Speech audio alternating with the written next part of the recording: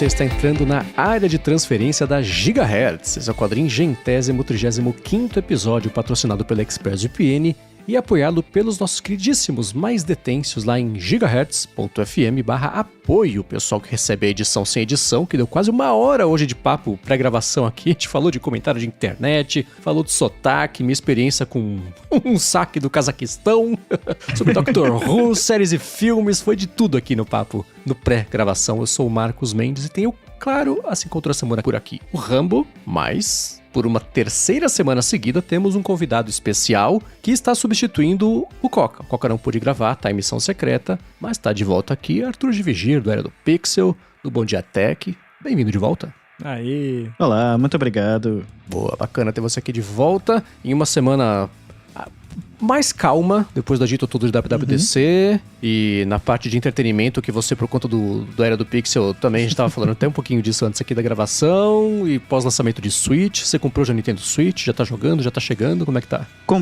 Eu comprei na pré-venda. Na verdade, foi muito engraçado, porque eu tava chegando em São Paulo pra Gamescom, que eu fui na Gamescom esse ano, e quando eu aterrissei, que eu abri o Threads assim, começou a pré-venda. E aí eu, no saguão ali do aeroporto, saindo do avião, comprando e pegando cupom de desconto no desespero. Comprei, chegou, e eu tô adorando, assim, é um baita aparelho, um baita console. Muita gente reclamou que parece um update de celular, né, de smartphone de um ano pro outro, que é aqueles updates pontuais, mas eu acho que vale a pena se você quer um console mais rápido, que entrega mais poder de processamento. E, bom, eu tô jogando o Mario, óbvio, o Mario Kart World, que, assim, eu comprei com um bundle, é um baita jogo, e tô jogando também Cyberpunk 2077, sendo que eu não tinha jogado em nenhuma outra plataforma, então eu tô jogando agora, a primeira vez. E pra mim, que tá jogando a primeira vez, tá sendo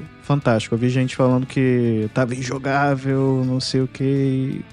Não, comigo tá funcionando, principalmente que eu posso jogar fora da dock, né? Então eu tô curtindo bastante. A tela, apesar de ser LCD, é uma baita tela, não é um LCD vagabundo igual era da primeira geração.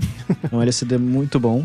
Porque o da primeira geração a gente sabe que era terrível, mas esse não, esse... Se você coloca um OLED do lado, você sente diferença, principalmente por causa dos tons mais escuros da tela, enfim, mas é um LCD muito bom e 120 Hz, então isso também eu acho que compensa. Isso deve ser bem legal. Como é que é o feeling geral do aparelho? Porque o Switch original, eu tenho ele, e além do LCD que você disse, todo ele tem... Parece um negócio vagabundo, assim. A build quality deixa muito a desejar, né?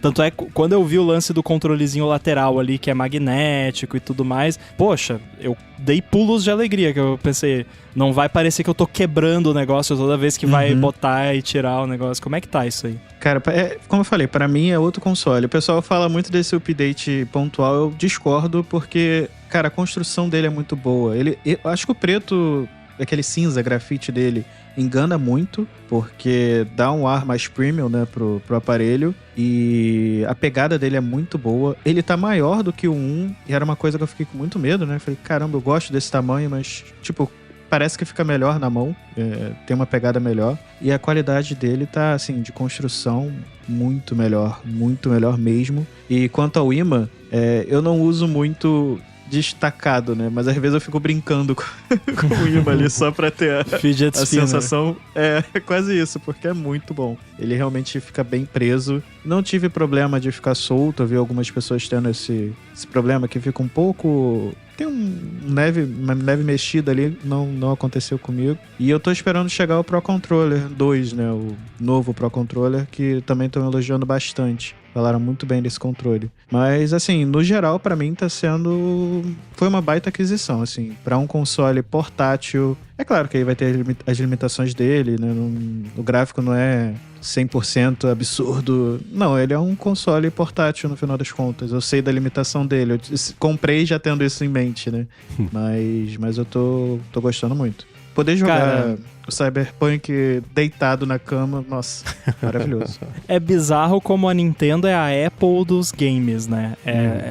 É muito parecida a vibe, assim.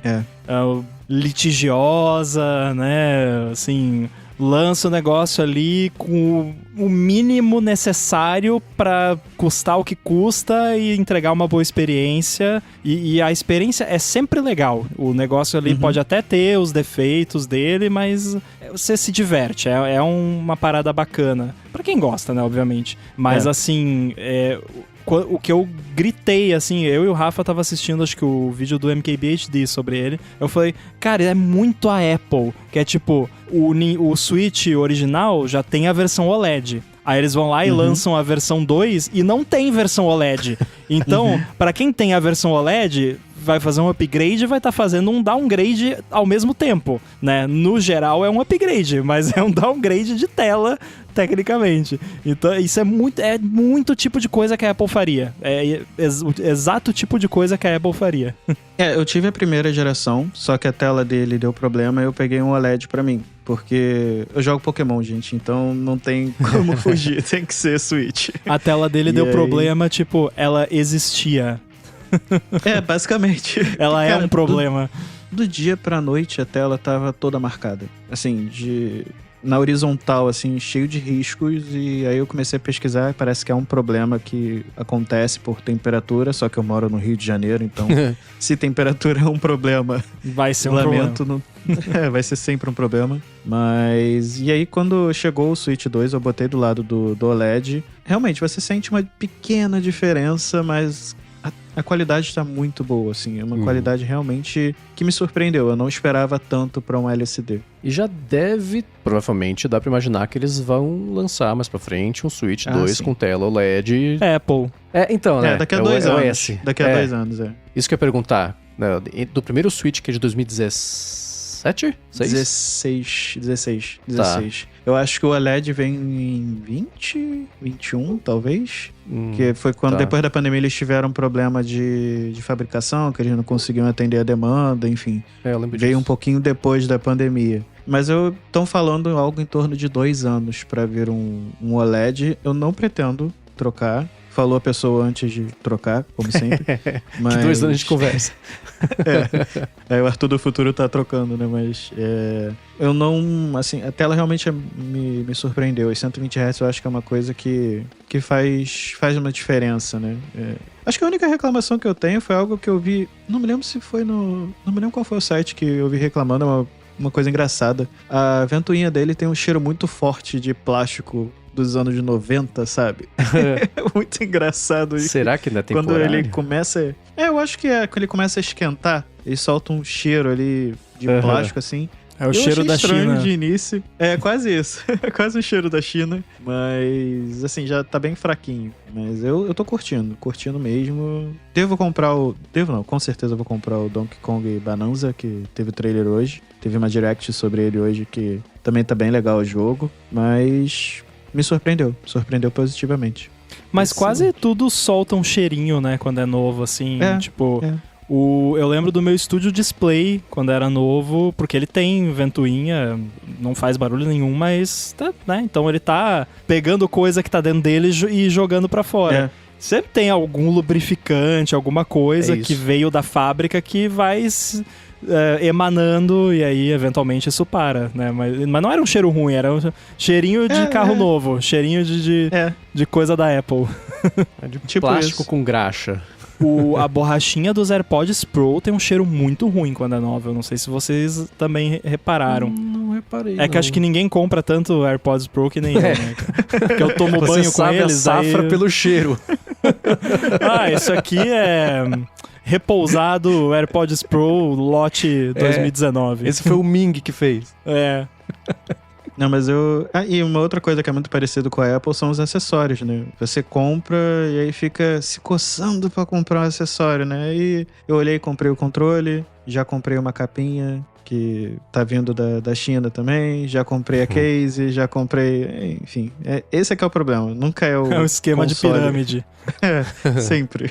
Aí comparo com o iPad. É porque eu comprei uma case pra ele, que ele tem um gripzinho atrás, né? Você encaixa nele, ele ganha um grip que eu acho mais confortável pra segurar por longo período de tempo. Porque esse problema continua, né? Ele é liso atrás, então se você segura ele muito tempo, eu acho que incomoda. Isso é um problema de todos os Switch. Pelo menos pra mim, né? Porque não ter esse grip atrás me incomoda. E aí eu compro sempre essa case, que é da School & Co, se eu não me engano, que adiciona essa gripzinha e é de boa qualidade e tal. Eu já usava no 1, aí eles lançaram pro 2 e eu já comprei, mas ainda não chegou. Ele é leve? Não faço ideia. Muito leve, bem leve, assim. Não senti, diferença de peso entre um e o outro mínima. Ele é um pouco mais pesado, por ser maior também. É maior, né? Tá vendo hoje. Mas eu acho que por ser maior, compensa esse peso a mais, né? O custo. Aí é literalmente custo-benefício, né? De você abrir mão um pouquinho de portabilidade, mas a entrega. Por isso que eu tenho telona pra tudo. É exatamente essa lógica. Vai ser ruim de usar no bolso? Vai, mas vai ser tão legal quando eu estiver usando. É meio por aí. Eu não sabia que era maior. Eu fui caçar agora à noite uma foto de um Switch. Aquela matéria do cara que rodou o iOS no Switch. Você chegou a ver. O Rambo viu que eu pedi pra ele dar uma olhada na parte técnica. Você não falando de absurdo. Mas um cara passou 2 dias lá, debruçado no projeto lá, do emulador, rodou o iOS e falou, cara, trava, ele dá crash, não funciona. Ele mal tá aberto. Mas aí eu queria ver se era o Switch 1 ou 2, né? Aí eu vi, o 2 é maior, olha só. Nem disso sabia. Muito bem, vou começar com os follow-ups aqui em relação ao último episódio. E sobre as participações do Guanabara, abraço pro Guanabara, obrigado mais uma vez. O Douglas falou o seguinte, o Guanabara participando do DT foi a coisa mais surpreendente que eu vi depois da participação do Guanabara no Faustão. que não é mais do Faustão. Do Faustão, né? Ele falou. E o Lucas Campos comentou o seguinte, né? O Guanabara tocou num ponto interessante do último episódio. O software da Apple não tá mais acompanhando o hardware, né? Era o ponto. Ele falou que nos últimos iPhones tem recursos interessantes e que são tudo muito bem-vindo, mas nada mágico. E ele vê a Samsung, o Huawei, aliás, 33 mil reais telefone da Huawei, né? Integrando várias funções como AirDrop no ecossistema deles, ficando cada vez mais parecidos com o da Apple. Aí ele perguntou, na opinião de vocês, a Apple pode se tornar uma BlackBerry ou uma Nokia daqui a uns anos? E o que levaria isso a acontecer e como é que isso pode ser evitado? Olha, eu acho que a gente não chegou nesse ponto ainda, tá muito longe. Porque o problema, agora respondendo, o que levaria isso a acontecer é o que leva a isso acontecer sempre, que é os executivos todos enfiarem a cabeça no próprio traseiro e pararem de observar o que está acontecendo ao redor e achar que tudo é perfeito e que o que está saindo de novo ali do lado do coleguinha não é melhor, porque é essa atitude que leva as empresas de tecnologia a morrerem. Foi o que aconteceu com a BlackBerry, deram risada do iPhone. Quem tá rindo agora, né? Como é que é? Quem ri por último come o prato frio. Mas enfim, é isso. Eu acho que por enquanto a Apple não tá nesse nível. Eles demoram às vezes pra se tocar das coisas. A gente viu recentemente isso acontecer com o negócio de IA e tudo mais, mas eventualmente pega no tranco. Eu acho que enquanto continuar pegando no tranco, vai. Agora, se chegar num ponto que, não, o que a gente tá fazendo aqui é perfeito, é ótimo, tá bom, e obviamente que pra fora eles sempre vão falar isso, né? Mas o importante é lá dentro, eles não, galera, isso aqui tá uma porcaria, olha lá o que a OpenAI fez, o que sei lá quem fez, vamos fazer melhor ou pelo menos equiparar. Acho que tem que manter esse nível. Enquanto estiver assim, tá de boa, mesmo que tenha um pouquinho de atraso. Mas a gente pode ver uma mudança aí. Porém, eu acho que o Tim Cook não vai ficar mais muito tempo como CEO. Mais uns 4 anos, talvez, né? 3 anos e meio. 3 anos e meio, E aí, a tendência, se mudar o CEO, é dar uma renovada no espírito empreendedor, digamos assim.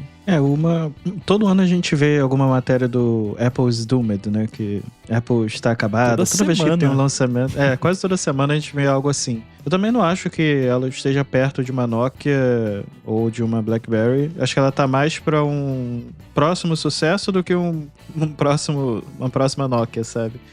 Se ela não tivesse trocado a gerência ali, os heads de IA, como ela fez, ter feito admitido que errou e trocado, apesar de não falar isso abertamente, ela admitiu, eu acho que seria um problema. Mas ela não tá parada no mercado, a gente sabe que ela tá trabalhando em várias frentes diferentes, ela tá tentando robótica, tem IA, tem casa inteligente, que é uma aposta, óculos inteligentes, que eu acho que tá o mercado inteiro apostando. Se ela tivesse tão ruim assim, as outras empresas não teriam feito o headset depois que ela fez o dela também, então tu vê que o mercado também acaba seguindo ela. Então, acho que ela tá longe ainda de uma Nokia ou uma BlackBerry. Concordo que ela tá longe, mas eu não consigo ver ela num futuro próximo voltando a... E são coisas diferentes, óbvio, tá? Voltando a ser a empresa mais valiosa do mundo, por exemplo. Eu dei uma caçada aqui, Microsoft e Nvidia estão empatadas, 3 trilhões e meio. A Apple tá lá pra trás com 2 trilhões e 900 bilhões. Ou seja, a Microsoft e a Nvidia estão mais próximas de estar 1 trilhão na frente da Apple do que da Apple alcançar as duas. E isso é reflexo dessa patinada enorme em IA. Não tem outra explicação, né? Você vê a Microsoft, por quê? Com o investimento de OpenAI.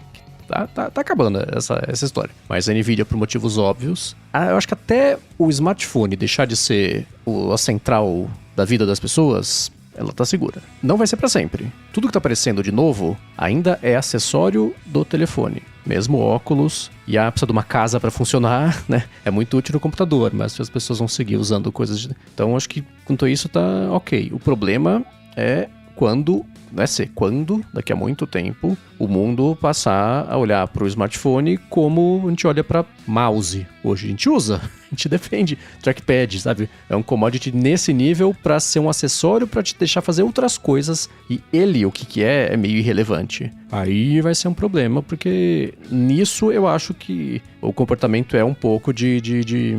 As tentativas que ela fez, que a gente viu ela fazer de diversificar ou de ir além do smartphone, a gente não viu ela dar certo. Os óculos vão sair no ano que vem, fim do ano que vem. Cara, fim do ano que vem. São 600 anos em história de tecnologia, fim do ano que vem, né? A gente tá vendo agora essa semana, o Facebook vai anunciar uma versão nova dos óculos com a Oakley, com a Prada também, tudo da Luxor, né? Do que é a dona da Ray-Ban também. Prada? Uma dessas marcas chiques de roupa. Prada, É Prada. Isso é agora, e já tá com um projeto lá do negócio com óculos na telinha. Assim, o que é pra estar mirando no fim do ano que vem? Tomara que seja já 3 gerações pra frente, porque senão ela vai lançar no fim do ano que vem uma coisa atrasada, de novo. Vale mencionar que esses óculos do Facebook não estão exatamente destruindo o mundo da tecnologia, né? Arrasando quarteirões. É um produto bacana, tem bastante gente usando, mas aí é um teste, né? Então tem esse detalhe também, né? E as empresas testam muito, coisa que a Apple só faz lá dentro, né? E aí, pode ver, isso acontece sempre. A Apple tá demorando, a Apple tá atrasada, a Apple não tem nada. Aí, 3 anos depois do que deveria, eles vão lá e anunciam um negócio e pronto, né? É porque a gente não sabe o que eles estão fazendo. E eles só tinham o costume de só anunciar as coisas quando estavam prontas. Ano passado eles escorregaram feio, esse ano se ajeitaram, por enquanto. Então vamos ver, é aquela coisa, tem que esperar pra ver. Não adianta ficar nessa de Apple is doomed porque os outros estão testando as coisas em público e eles só estão testando lá e a gente não sabe o que tem lá, então tem que esperar, não adianta. A gente é impaciente. Eu não vejo ela virando uma Nokia e BlackBerry, sim, de ficar irrelevante e sumir do mapa. Eu acho que a essa altura, a maior parte das empresas já aprendeu a jogar o jogo pra se manter o pescoço numa escala infinita de tempo. Aí é outra coisa, né? Mas eventualmente vai acontecer. Tem aquelas... O pessoal fala de frase tipo, a empresa é too big to fail, sabe assim? Eu acho que até de um ponto pra frente passa a ser verdade. É que nem o Facebook. Cara, o Facebook vai ficar. Não tem o que fazer, né? Eles já se embrenharam. Cara, a Apple podia acabar tudo e continuar só fazendo AirPods. E continuaria sendo uma baita empresa. Uma das maiores do mundo, sabe? É um dos produtos deles. E é um produto que tem boa concorrência, mas continuaria sendo um excelente produto, mesmo sem ecossistema e tudo mais. Então, assim, você pega... Isso é só um exemplo que eu dei. Aí, sei lá, Apple Watch, qualquer coisa, qualquer uma coisinha que a Apple faça que continue fazendo, mesmo acabando todo o resto, iria diminuir muito a empresa, obviamente, mas continuaria existindo e sendo uma baita empresa. Então, o too big to fail às vezes faz sentido, né? Porque eu acho que a Nokia não tava no patamar de uma Apple, de uma Microsoft hoje em dia, quando veio a falecer. E a Microsoft comprou a Nokia, né? Comprou, vendeu, separou, juntou, trocou de mão pra caramba. Eu sinto também que a gente pensa muito quando olha só pra tecnologia, né? Quando a gente entra no nosso mundinho. Só que se a gente explodir o mundo de tecnologia e ir pra fora, muita gente compra a Apple pelo status, né? Infelizmente ou felizmente existe isso no mundo Apple. E pra fora de tecnologia, muita gente não vê esses pontos de que, ela tá falhando em ela tá falhando nisso, ela não tem óculos. Pra massa em geral, ela é uma empresa que vende iPhones e eu quero um iPhone porque meu artista principal tem, ou enfim, sei lá quem tem. Tem o logo da maçã. Que tem o logo da maçã. Eu vejo gente comprando iPhone 8 hoje em dia porque é iPhone. E aí você olha e fala, cara, mas você vai comprar um iPhone? Não, eu vou comprar porque é da maçã, é da Apple. Então, e tem isso ainda. Se ela perder esse status de uma empresa premium, com esse status todo pra todo mundo, né? Aí eu acho que ela começa a escorregar. Eu ainda não... Acho que pra isso ela tá bem longe ainda. O Mate até comentou aqui, né? O iPad é o nome da categoria tablet e é tipo o último produto na linha de prioridade da Apple. Eu diria que tá em terceiro lugar assim, nos últimos, né? De trás pra frente, que eu acho que o último mesmo é o HomePod. HomePod, é. Aí Apple TV, aí iPad. E aí você vai subindo, né? Mas assim, tá entre os 3 últimos ali. E ainda assim é o band-aid dos tablets, né? Tipo, não é tablet, é iPad. Eu ia falar Gillette dos tablets também. Também. Agora, sobre a menção ao AirPower no último episódio, Luzbela Damasceno falou o seguinte: lembrou da brincadeira do Rambo com o site Is AirPower Out Yet? .com. Até hoje acho divertido. Será que a gente vai ter a versão de IA da Apple? Em todo caso, falou que adora o podcast, mandou um abraço. Um abraço de volta. Nossa, cara, toda vez que alguém cita, que eu me lembro que esse site existe, que tá no ar ainda, se eu não me engano, porque eu continuo pagando o domínio, todo ano vem lá, vai renovar o domínio, você quer continuar renovando? Eu olho lá, pagar isso aí de novo, deixa. E aí eu me lembro que a iJustine postou um link pra isso no Twitter, no auge das tretas da AirPower, e eu não coloquei um AdSense, um negócio na parada. Que droga. Pelo menos é no Cloudflare que tá hospedado, então não gastei com os hits, né? Eu vou dar uma ideia, vou jogar uma ideia pro mundo. A gente podia fazer eSiri working. Siri é só funcionando. No, né? No. Isso dá pra ser bem hard-coded. E seguindo aqui também sobre o último episódio, o Marcos Ferreira falou o seguinte: o Mendes mencionou sobre o carrossel de fotos não estar modificando o efeito 3D, né, não tá aparecendo. Aí ele fala, aconteceu a mesma coisa pra mim. Depois de editar e salvar algumas vezes, o 3D passou a funcionar automaticamente e o problema de não mudar a foto deu umas 3 reiniciadas no iPhone e voltou ao normal. Aí ele conclui, sou dev como o Rambo e assim como ele me rendi esse ano, instalei o beta no device principal, me mandou parabéns pelo podcast, obrigado. Pra mim segue bugado, não consegui fazer o rodízio de fotos até a bloqueada funcionar, nem tocando, nem trocando de hora em hora, e também o efeitinho 3D, ele funciona uma vez, aí você trava o iPhone e destrava, aí ele fala... Quê? E não volta a funcionar, uma pena. Beta 2 deve estar aí, né, semana que vem. Aí vamos ver se... Esse tipo de coisa que leva mais alguns betas a mais pra corrigir, né? O primeiro foco é mais estabilidade, não consumir bateria loucamente como ele tá consumindo mesmo. Mas eu ainda sigo feliz com ter um wallpaper colorido e louco pra ver esse negócio funcionar de verdade, trocar as fotos e botar o efeitinho 3D nelas todas. Eu não instalei o beta no meu principal, mas eu vou te falar que eu quase instalei porque eu tô irritado com o 18.5. Eu tenho tanto bug com ele que eu tô quase indo pra outro mais bugado pra trocar os estresses e ficar feliz, pelo menos, com o vidro. Pelo menos você vai ter bug, mas vai ter vrido, né? Tipo isso. Agora, bugs novos, muda um pouco, né? Eu ainda tava pesquisando aqui, eu resolvi procurar no Google o Is AirPower Out Yet só pra ver o que andaram falando por aí. E aí eu achei um issue no GitHub do Firefox, que o design do site estava quebrado no Firefox. Nossa! Aí, ó, ajudando o pessoal a melhorar os navegadores. Quem coisa diria? Mais específica do mundo. Eu fico imaginando a pessoa que recebeu esse bug report. Gente, pra aqui.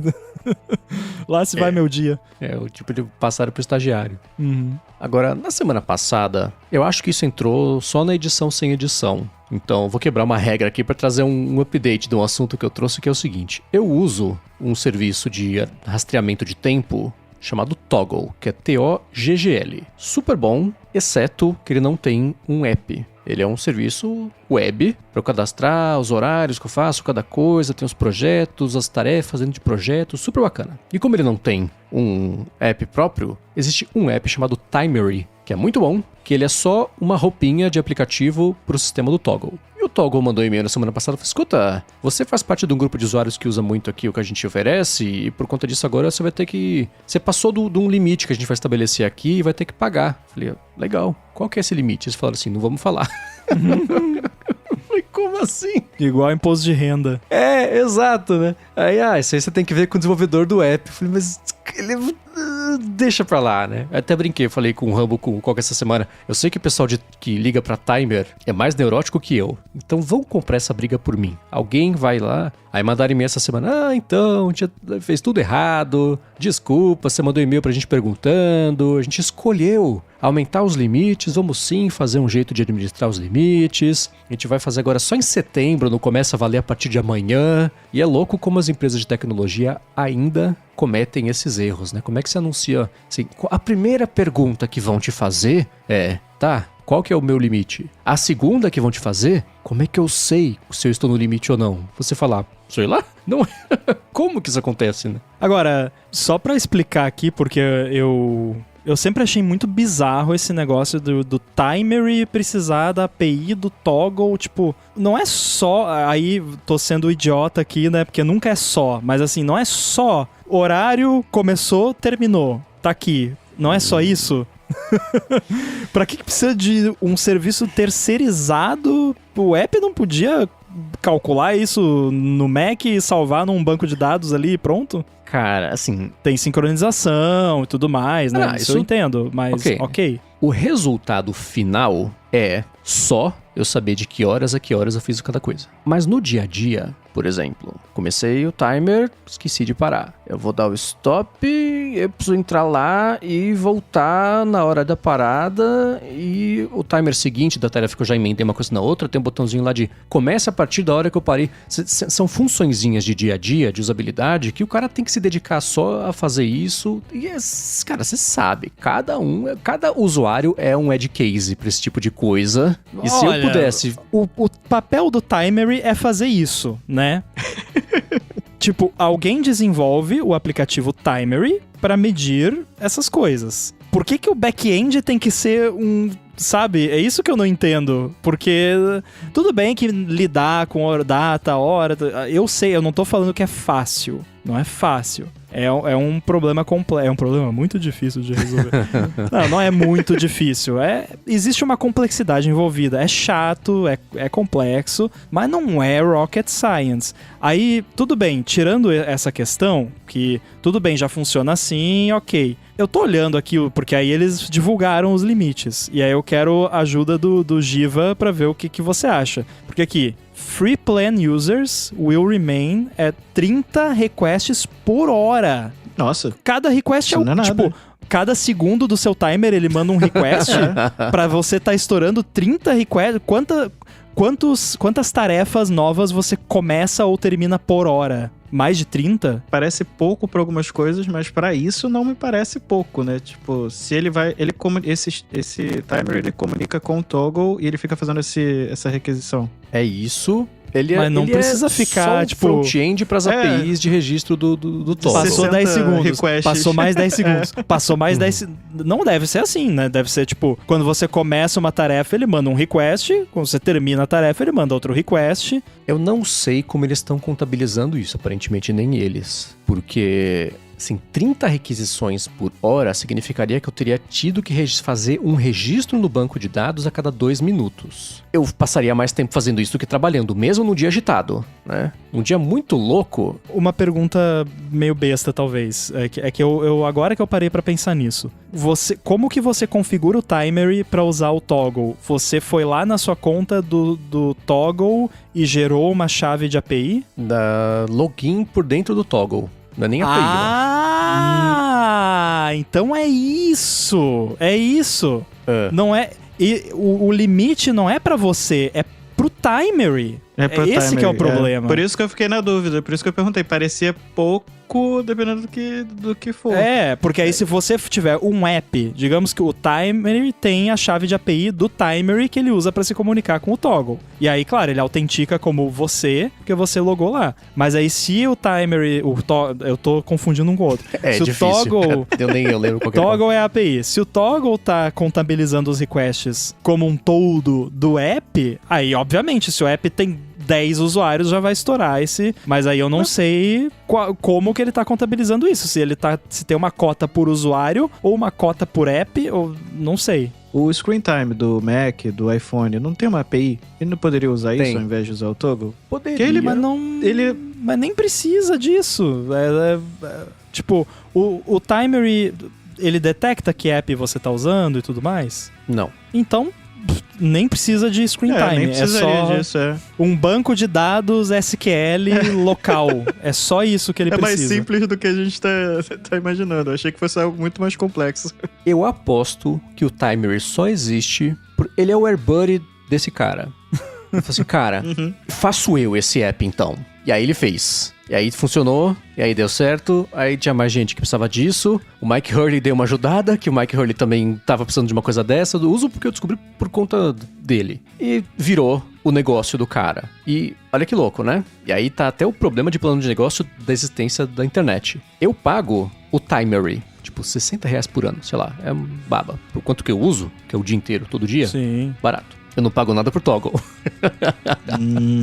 O Toggle eu uso, é gratuito. Porque aí faz sentido assim, será que pro Toggle o Timer é tipo uma conta corporativa com todos os usuários? Ele tá sendo tipo uma API? Cara, puxar de assim, lá? É porque provavelmente a maioria das pessoas que usa o Timer integrado... O Timer, ele é um cliente de Toggle, não tem outra opção. Não tem como você, conecta no Google, sei lá o quê. Não tem. Não. É Toggle. Não. Deve ter gente, a maioria das pessoas que usa isso, deve ter necessidades que você não tem, que é tipo, o Toggle exporta um relatório que vai pro gerente regional de não sei o que integra com o sistema de CRM da rebimboca da parafuseta e não sei o que, e gera um relatório que ninguém vai ler e que custa milhões de reais pra fazer todo ano. Mas assim, porque não faz sentido um app que tudo que ele faz, que de novo, não tô menosprezando o problema, é um problema complexo, mas assim, não é rocket science, tudo que ele faz é medir,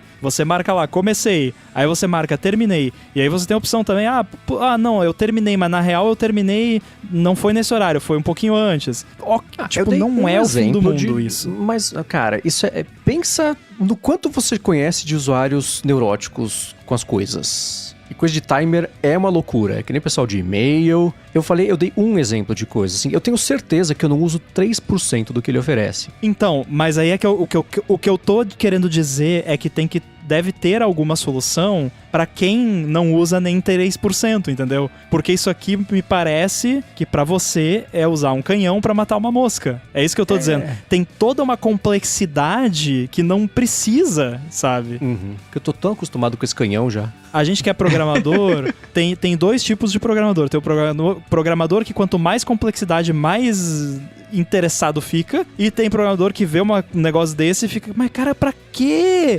É tipo, eu com os dispositivos conectados que não precisam ser conectados. Tipo, pra que você botou a internet do negócio? É só pra deixar pior, né? Então, pra mim, não, eu sei, agora você já se acostumou com o negócio, enquanto der pra continuar usando, continua, que é bem melhor. Eu tenho que admitir que meu cérebro tá perguntando por que a Toggle não fez o timer deles, se é algo tão Desculpa, desenvolvedor do Timer, simples, né? Por que não Sherlockou logo? A gente fala tanto da Apple Sherlockando outros aplicativos.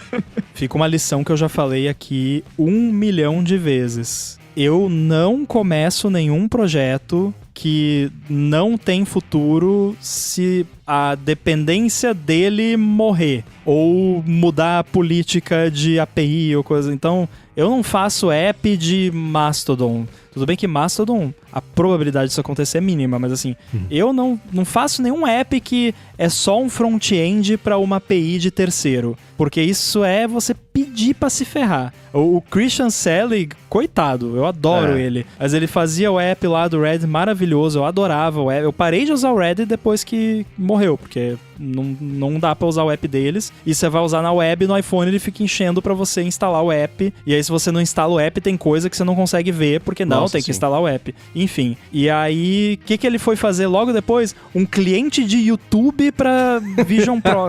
Eu olhei aquilo e falei, cara, você não aprende? Não deu outra. Um mês depois, o YouTube mandou um cease and desist lá pra ele, quase foi banido da conta de developer. Então, assim, você que é programadora, não faça esse tipo de projeto, ainda mais hoje em dia, que é pedir pra se ferrar. Ele tá na Dig agora, né? Uhum. É que o Dig tá tentando virar o Reddit, basicamente. Então, né? Mas que bom. Pelo menos foi contratado. Quando eu vi que ele ia pra lá, eu pensei, agora tem chance disso dar certo. Né? Exato. Mas enfim, você vai pagar? Depende. Depende muito, né? Porque eu preciso ver como é que eles vão contabilizar isso. Porque se a chamada de API é assim, até 30 é de graça. De 31 a 240 é o Starter Plan e tem o Premium de 600 pra frente por hora. Eu faço assim, começo termino 3, 4 tarefas por hora. Então são, sei lá, 6, 10 chamadas que eu faria, né? 12, que seja. Não sei. Venhamos e convenhamos... O usuário final receber esse e-mail falando de requests, eu achei meio... Sim. Né? Nada a ver. Foi bem estabanado. E eu acho que é isso. Eu não deveria ter recebido esse e-mail. Não é pra mim. Não. Ou bem pelo provável. menos Não. O e-mail que eu tivesse que ter recebido podia contar essa história, só que voltado pra cliente final, não pra desenvolvedor. A não sei que o Timer cadastre o meu e-mail como... Sei lá. Eles vão se resolver. Uma hora vai bater na minha caixa de entrada um preço. Eu vou olhar e falar... Eu vou falar, tá bom. Tá bom, eu pago. Então, eu não sei. Eu acho que ou o Timer vai copiar o resto do Toggle, ou o Toggle vai copiar o resto do Timer. Porque não faz sentido nenhum os dois existirem dessa forma. Eles dependem um do outro. Muito louco isso. É bizarro, assim. E isso também é uma coisa que me irrita quando acontecem essas coisas, que assim, beleza, você não era pra ter recebido esse e-mail, idealmente esse e-mail deveria ter ido pro desenvolvedor do Timer, mas assim, eu imagino que, sei lá, vou chutar um número aleatório aqui, 60% do uso do Toggle seja via Timer e dos usuários mais assíduos. Provável. Que, cara... Meu Deus, descobre o telefone do cara e liga. Ô, senhor Timery, podemos tomar um café? Eu queria conversar um negócio com você. Me irrita que as empresas não fazem isso, sabe? Parece que as pessoas vão morder. E olha que eu sou a pessoa mais anti-telefone que existe, né? Mas nesses casos aí eu acho que vai. Que nem recentemente eu vivo recebendo e-mail de... nós investimos em apps, queremos ajudar você a crescer o seu app, não sei o quê. Eu sempre ignoro, porque é spam, essencialmente. Aí esses dias veio e aí a pessoa botou no final, assim, do e-mail, que daí eu vi que foi uma pessoa que mandou, pelo menos parecia. Eu vou estar em Florianópolis de tal data até tal data, se você quiser a gente troca uma ideia e tal. Aí eu respondi, então tá, vamos. Porque esses negócios aí que parecem um mó golpe e tal, se eu ver a pessoa cara a cara, já muda um pouco de figura. Então vamos, né? Tô esperando a pessoa responder pra marcar o negócio. Talvez era um robô que sabe, tem lá no banco de dados de onde a pessoa é e só fala que, vou estar em tal lugar. Pra dar mais credibilidade. É um bom jeito de saber se você responde e-mails, se você está 3% mais... Eu já fui enganado por um robô de e-mail. Porque veio muito perfeitinho e, assim, perfeito. O texto lindo, assim, que eu mandei, falei, não, eu gostaria de fazer um teste com o seu produto, XYZ. Mandei pra empresa. A empresa me respondeu, assim, 2 minutos depois. não, a gente adora seu podcast, não sei o quê. Eu falei, cara, que legal. Nossa, eu fiquei até feliz, né? Eu respondi de novo. Aí depois de novo, 2 minutos, eu falei, opa, peraí. Ninguém responde um e-mail tão rápido Escreve assim. com essa rapidez. Típico. Aí no final tava lá, escrito por XYZIA. Não lembro qual era o nome da IA, mas me enganou direitinho. Melhor é quando vem o e-mail caro senhor contato, né? Porque o e-mail é contato, arroba, alguma coisa, caro senhor contato. Ou chave, nome. Como eu entrei em contato e a minha assinatura tem meu nome, ele foi bem inteligente, que ele montou tudo bonitinho, né? Mas, nossa, deu uma tristeza. Olá, senhor, bom dia. Que nem aquela plaquinha do cara no aeroporto, Mr. Best Regards. Excelente. Agora a gente vai falar sobre um assunto que me deixou muito aliviado, porque eu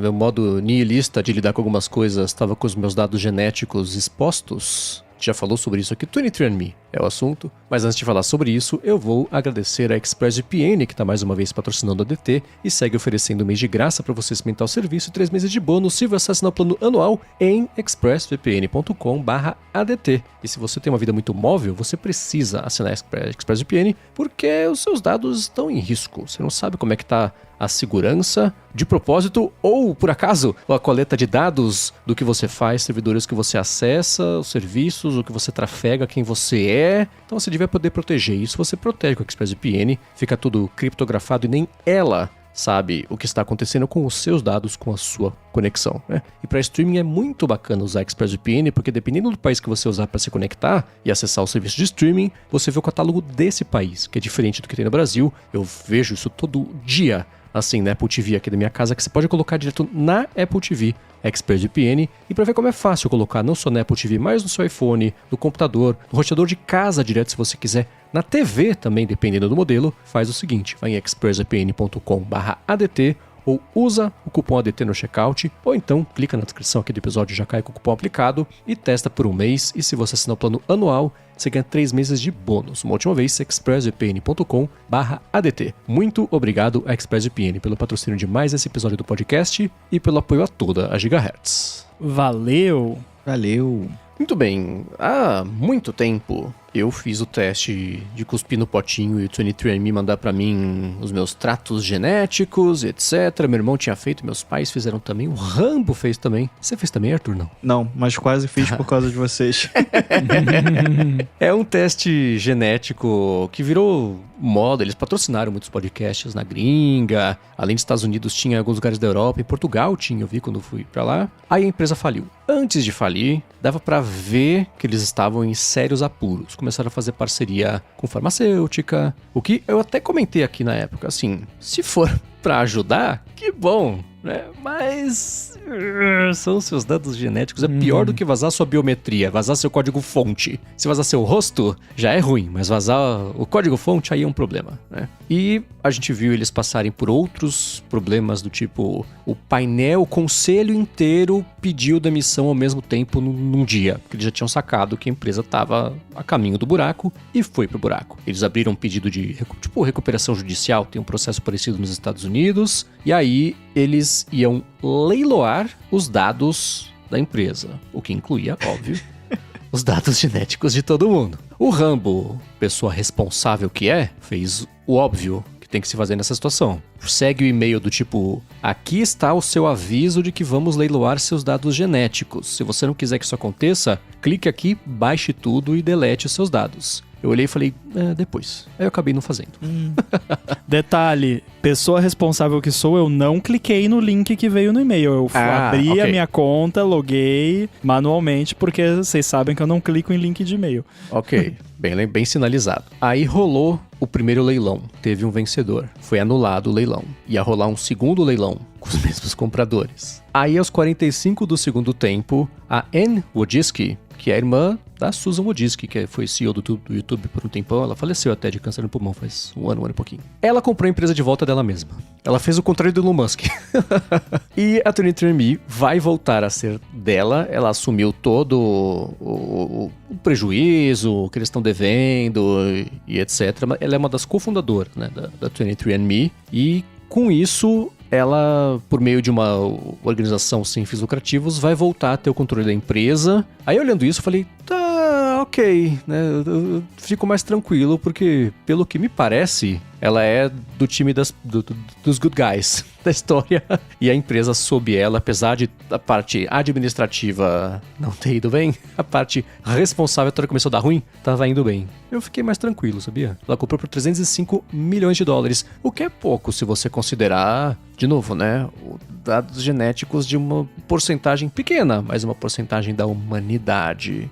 Em época de LLMs e dados e etc., eu achei que valeria mais. Eu continuo me sentindo mais tranquilo agora que eu deletei tudo, que assim, nada não quer dizer que não tenha ficado lá e, né, aquela coisa, você solicita que deletem, mas você só pode confiar, né, que deletaram de verdade. Eu gosto de acreditar que sim, baixei tudo pra não jogar fora, né, eu paguei pelo negócio lá, então baixei tudo, tá tudo guardadinho aqui bonitinho. Se um dia surgir uma empresa que faz uma análise, whatever lá, eu tenho ali o meu código-fonte, eu posso mandar pra eles. O que eu queria que acontecesse é que mais empresas adotassem o modelo de Private Cloud Compute que a Apple introduziu para IA. Aí eu não tô falando por ser da Apple ou de IA, não, é o conceito de você fazer operações com dados sensíveis de um usuário sem você ter acesso àqueles dados.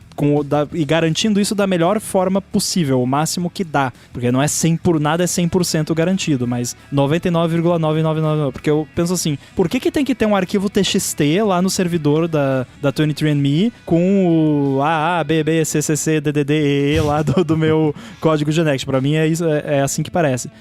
Pra quê, sabe?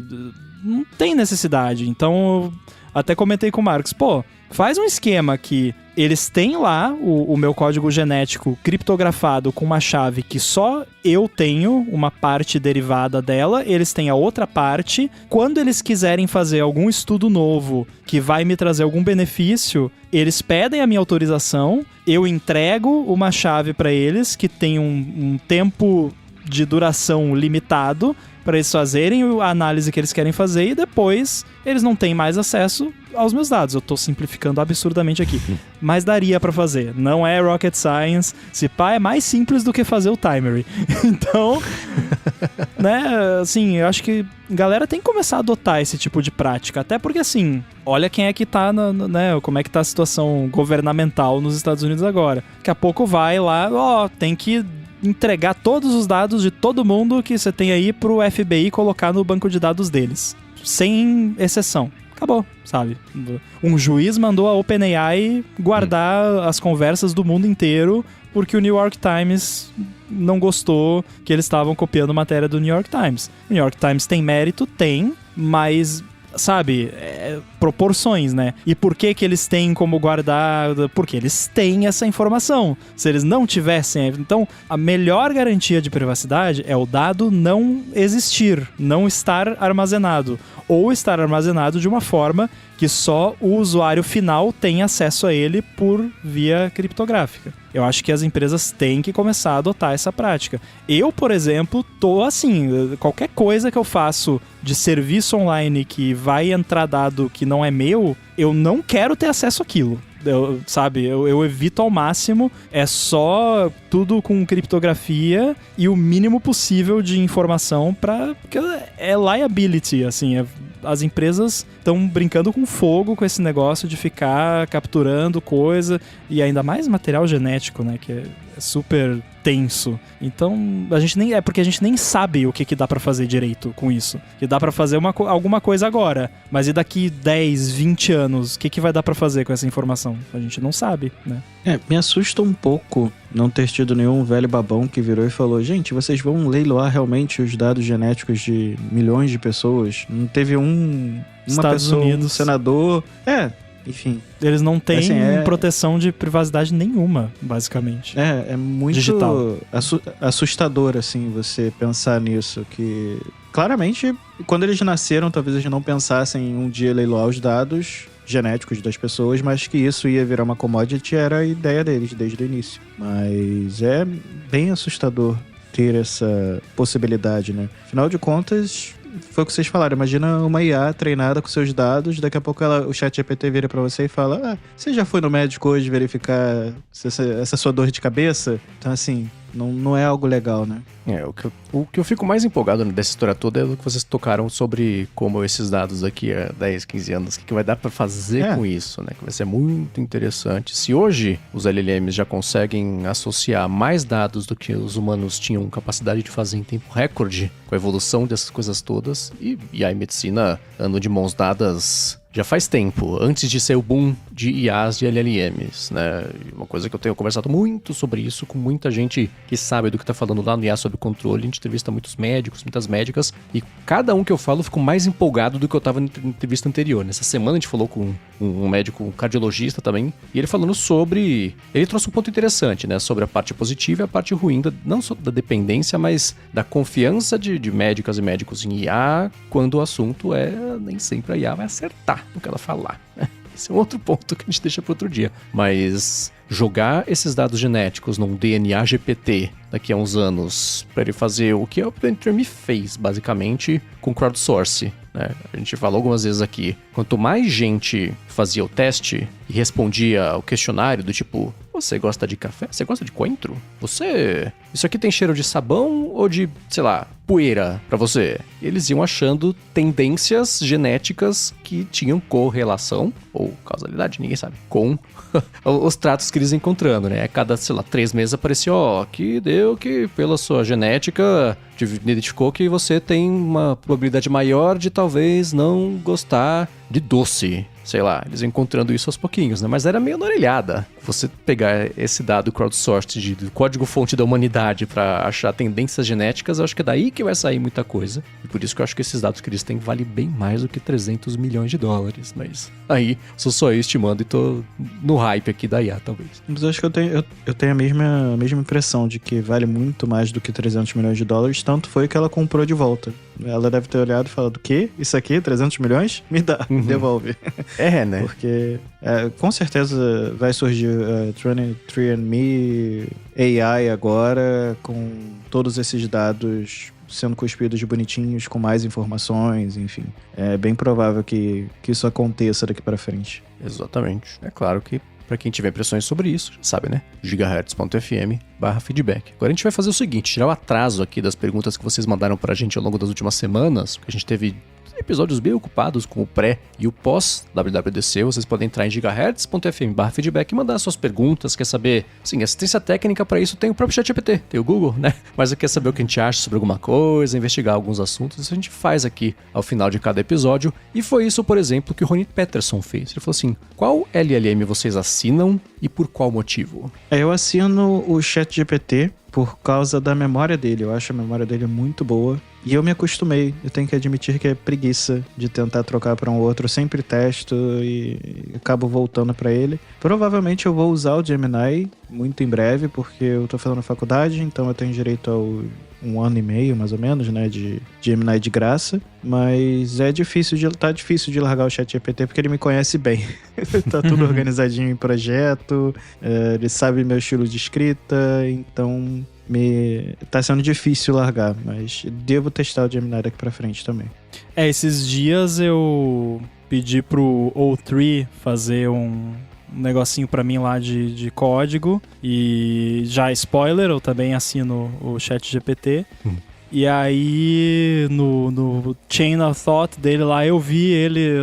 o usuário prefere códigos com poucos comentários, assim, vários detalhes de preferências que eu expus no passado, que se eu for lá na listinha lá das memórias, tá tudo lá. Mas é bom que ele mantém isso e segue a mesma estrutura. Que, aliás, eu não sei se você teve essa impressão, não sei que tipo de coisa você faz, mas eu tenho a sensação muito nítida que o ChatGPT 4o, ele degringolou completamente pra código. Assim, de uns tempos pra cá ficou uma porcaria. Pra código tá horrível. O O3 ótimo, excelente pra código. Só que, eu tô usando o Tree também. É mais lento, tudo, mas beleza, pelo menos faz o serviço bem feito. E ele fez um serviço fantástico esses dias pra mim em Swift que eu fiquei impressionado. Mas é que também eu especifiquei muito detalhadamente o que eu queria. E daí ele fez muito bonito o trabalho lá no nível que deu pra basicamente usar o código que ele fez do jeito que tava. Fiz pouquinha alteração. Mas assim, beleza, eu assino o ChatGPT, é o que eu uso no meu dia a dia pra tudo, né? Perguntas de dia a dia, pesquisas gerais, coisinhas de código, um pouco menos, mas o que eu tô usando pra código mesmo é o Claude, que eu tô usando agora no Xcode integrado, mas aí é via API, então não é assinatura. Eu coloquei uns, acho que $50 de crédito lá e vou usando até acabar, e aí eu decido o que eu faço, mas por enquanto são esses aí. Pra mim, eu assino o ChatGPT e também por costume de ferramenta, e eu até, foi coincidência mesmo, eu comentei isso com a Bia nessa semana na hora de trabalho, que eu não consigo gostar do Gemini. O contato que eu tive com ele sempre foi pelo AI Studio, que tem a variedade toda de modelos, das variantes que você pode escolher dele, e você mexe em parâmetros, etc. Mesmo o padrãozão lá, eu acho, sei lá, o jeito que o texto é gerado eu acho estranho, não sei, né? E ele é muito Google, assim. Ele tem uma personalidadezinha meio Google que é tipo os NPCs do Google lá, que eu contei quando eu fui pra Califórnia lá na sede do Google, que eles hello, welcome to Google, né? Tipo, e a UX das coisas do Google é horrorosa, não dá, é péssima. Me desculpa se tem alguém ouvindo que gosta ou que trabalha nessas coisas lá, mas assim, nossa, as ferramentas de gerar vídeo lá, que UX ruim. Fazia tempo que eu não usava um negócio, tudo bem que é experimental, é beta, eu entendo, mas a questão é que dá pra ver que foi dedicado um bom tempinho pra fazer a interface, porque a interface é bonita, mas a UX é péssima, sabe? É bizarro. Como é que você consegue fazer uma interface bonita, mas inutilizável? Assim, é terrível.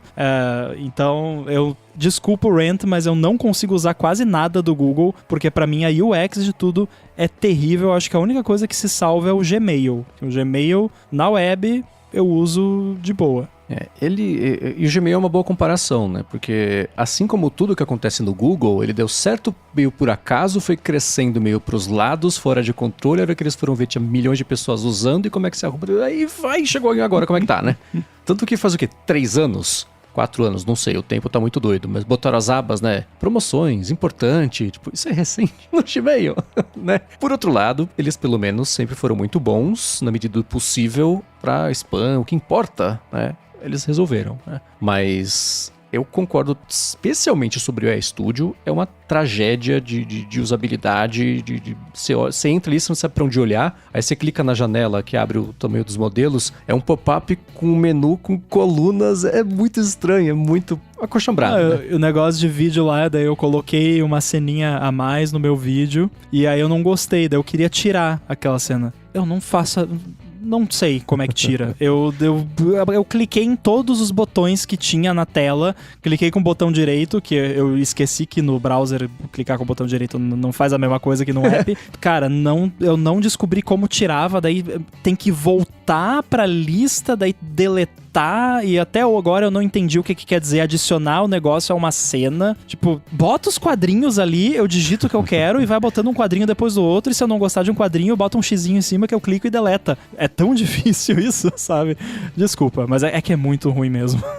Então, o último QLM é uma exceção. Ele foi crescendo meio sob controle e foi adicionando recursos, foi ok, né? Mas a interface lá é estranha mesmo. Então... Mas isso é parte de interface, né? Mas o próprio modelo que o Gemini gera não funciona muito bem pra mim. E isso influencia bastante mesmo na preferência das pessoas. Tanto que o LLM Arena, que eles têm lá a rinha de LLMs, né? Você entra lá, aí você faz uma pergunta, ele gera 2 respostas, cada uma é de um modelo diferente, e você escolhe o que você prefere. E aí, com base nisso, eles vão percebendo o teste cego de modelos com crowdsourcing mundial para eles fazerem o ranking de qual modelo é melhor que o outro, né? Eles tiraram a estilização dos textos, porque isso era meio característico de cada modelo, e se você está acostumado com o modelo e ele gera daquele jeito, você prefere aquele, que é o que você está acostumado.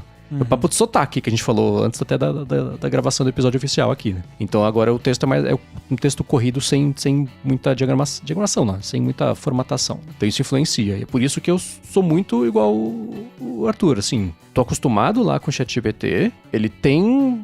conhece, e é isso, as preferências. Eu vou escrever esse texto ainda sobre como esse vai ser o maior lock-in da história da tecnologia. Um modelo conversacional que sabe as suas preferências, fala pra você como você prefere, como é que você sai desse tipo de ecossistema. E é isso que a Apple vai ter uma carta gigantesca na manga se os desenvolvedores adotarem de verdade o modelo local do iOS, do macOS, do iPadOS, pra gerar textos. Vai ser muito interessante ver o que vai acontecer. Dito tudo isso, a assinatura mesmo é com o ChatGPT. Se eu usasse código, eu provavelmente gostaria muito do Claude, porque o Claude ele é que nem o Raycast pra mim. Eu já tentei gostar dele, eu já tentei me forçar a usar. Falei, agora vai. 2 dias depois eu volto e falo, que alívio, tá de volta aqui onde tudo tá no lugar que eu conheço. Eu me sinto visita no Claude e me sinto visita no Raycast, sabe? No ChatGPT eu tô em casa. Cara, tem uma questão que eu acho que é pouco apreciada. Não que as pessoas não gostam, mas que não é mencionado o suficiente. É o quão bom é o app do ChatGPT pra Mac.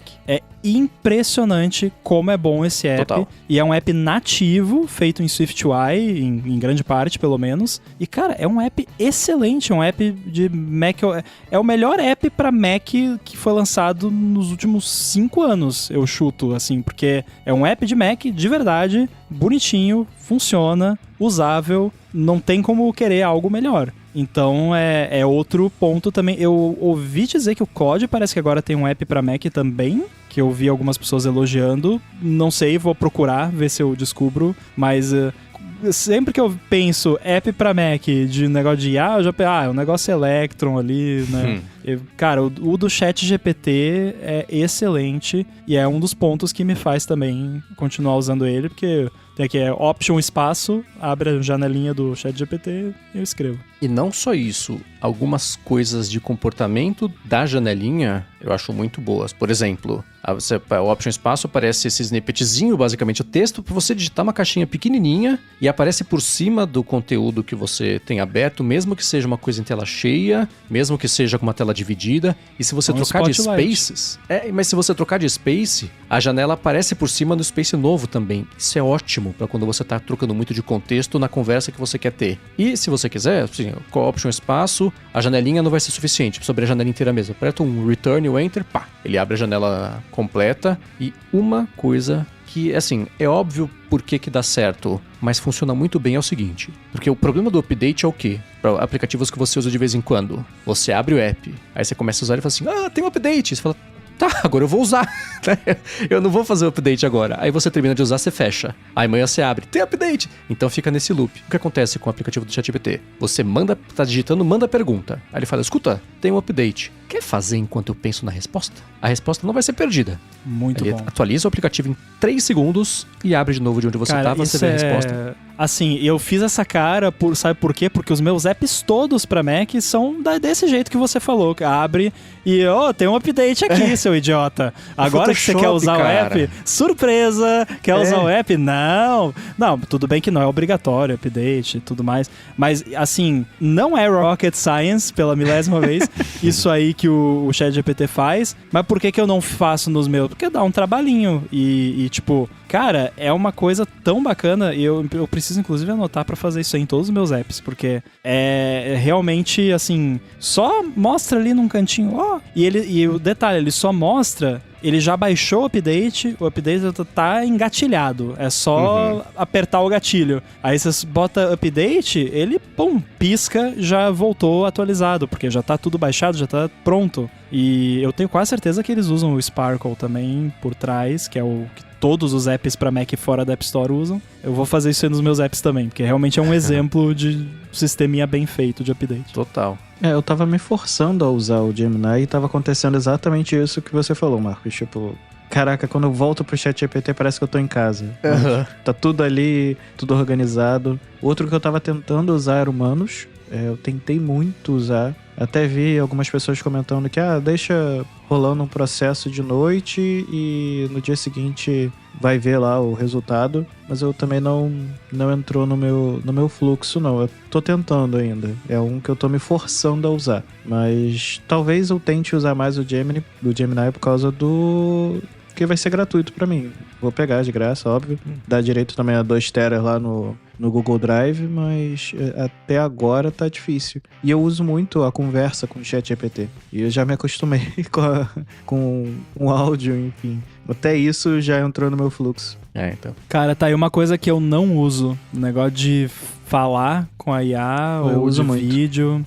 É uma coisa que eu deveria me forçar a tentar usar, que eu acho que se eu começar a usar, eu vou gostar. É só não peguei o hábito. Eu coloquei ela no Action Button. Foi o que eu te falei no início lá da Tá aí um bom gravação. uso pro Action Button. E aí eu clico ali, falo direto com ele, converso com ele, encerro e é isso. Tanto é que assim, toda vez que eu lembro da Siri, eu falo, tem a Siri aqui, tipo, já...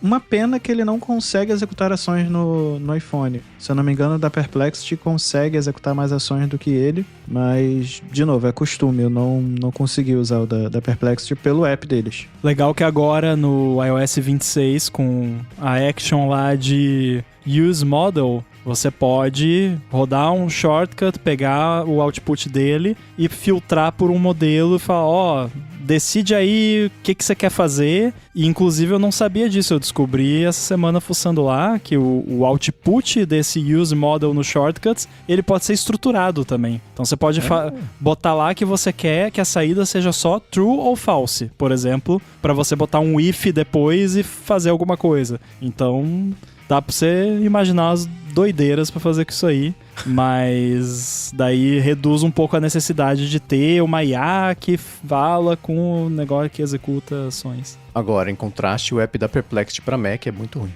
Ele é o que o do ChatGPT seria se não tivesse colocado esforço. Ele é todo meio bugadinho, meio quadrado, sabe? Meio arrastado, assim. Enfim. O do iPhone eu achei um pouco estranho. De novo, não sei se é costume por causa do ChatGPT, que eu acho muito bom, o app também de iOS. Mas eu vi que ele executa muito mais ações no iPhone, mas eu realmente não consegui usar. Teria que me forçar a usar, a colocar no Action Button, mas é difícil tirar esse costume. Agora, eu falei do Raycast agora há pouquinho. O Ian mandou a seguinte pergunta. Ele falou assim, recentemente me apaixonei pelo Raycast. Aí aqui só um parênteses pra quem não conhece. Ele é tipo um Spotlight, só que muito mais parrudo pra você já fazer ações, puxar ferramentas. O Rambo e o Arthur podem falar mais da parte de código que ele tem pra fazer. Tem parte de IA também, se integra IA junto com ele. Eu não uso nada dessas coisas. Mas você vai saber explicar melhor do que eu. Eu sei que tem. Então ele era um Spotlight muito mais parrudo. Agora o Spotlight vai ganhar uma parte disso. Mas voltando aqui ao Ian, né? Se apaixonou pelo Raycast, ele segue de uma maneira que eu fico me perguntando como eu passei tanto tempo usando o Mac sem ele. Mas ele segue, tenho que admitir que o app de iOS achei bem decepcionante. Perguntou, vocês usam por aí? Vocês concordam comigo ou eu que não entendi direito a proposta? Então, falar um segredo aqui. O Raycast para iOS já esteve na pauta do ADT. Quem tava na gravação ao vivo, talvez até tenha visto. Aí a gente tava ali... vocês testaram? Vocês têm alguma coisa pra falar? Daí eu falei uma coisa meio meh, o Coca falou uma coisa meio meh, e aí o Mendes... o que eu ia falar também era meio meh, então se é só pra falar mal, então não vamos falar. E é isso, assim, tipo, eu achei totalmente inútil. Desculpa, mas não faz o menor sentido pra mim. E não é culpa deles, assim, é culpa da plataforma não oferecer os hooks ali pra você fazer as coisas maneiras que você pode fazer no Mac, mas aí também é questão de senso de você ver que você só vai fazer mais um aplicativo de chat com LLM, que já tem milhares, e se você não vai trazer nada de novo, talvez é melhor você investir o seu tempo, o seu dinheiro em outra coisa, né? Eu uso o Raycast super simples, eu sou totalmente errado, eu tenho um canhão na mão e não uso ele. Eu uso igual um Spotlight, eu já pensei em desinstalar ele, mas aí eu fico naquela, vou me forçar a usar aqui as coisas mais potentes dele e acabo desistindo. Provavelmente eu desinstale quando atualizar pro Tahoe, mas por enquanto eu nem usei no iOS pra vocês terem ideia, assim, eu imaginei que não fosse ter nada demais, então desisti. Acabei desistindo dele. Cara, pra mim, assim, o lance do Raycast eu já expliquei. Eu comecei a usar ele porque o Spotlight tava muito lento, principalmente. E até hoje, eu ainda tenho essa impressão, tipo, o Raycast, eu digito alguma coisa, ele faz. O Spotlight, eu digito alguma coisa, ele pensa um pouquinho e ele faz. Por mais pouquinho que seja esse pouquinho, é um pouquinho. E aí incomoda. Tipo, eu uso muito o Raycast, que antigamente eu usava o Spotlight, fazer conta.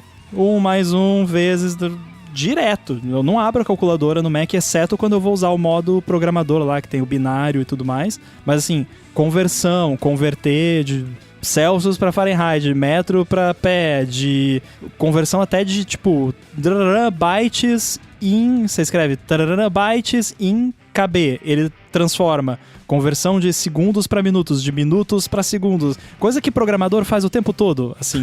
Só que não é uma coisa de programador, é uma coisa de... Pô, eu digito ali como um ser humano normal, não como um programador. Eu só escrevo ali, né? E do jeito que você escreveria simplificado no Google, por exemplo, conversão de moeda também funciona direitinho. E esses recursos todos o Spotlight tem, só que no Spotlight demora 1 segundo, 2, às vezes ele resolve procurar na web em vez de... E aí já me dá um faniquito porque, por mais privada que a Apple seja, aquilo que eu escrevi tá sendo enviado para algum servidor, sabe? Pra quê? Por que isso? Eu não quero, eu nunca vou usar o Spotlight para pesquisar na web. Se eu quiser pesquisar na web, eu abro o Safari e procuro no Google, no DuckDuckGo, em qualquer lugar. Ou peço pro ChatGPT, que é cada vez mais comum hoje em dia.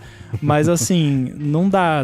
Aí eu tô usando muito pouco o macOS 26, então não deu ainda para bater o martelo sobre se o Spotlight novo vai me fazer abandonar o Raycast. Eu ainda tô em dúvida, mas existe essa possibilidade. Pelos meus testes iniciais, tá bem mais esperto.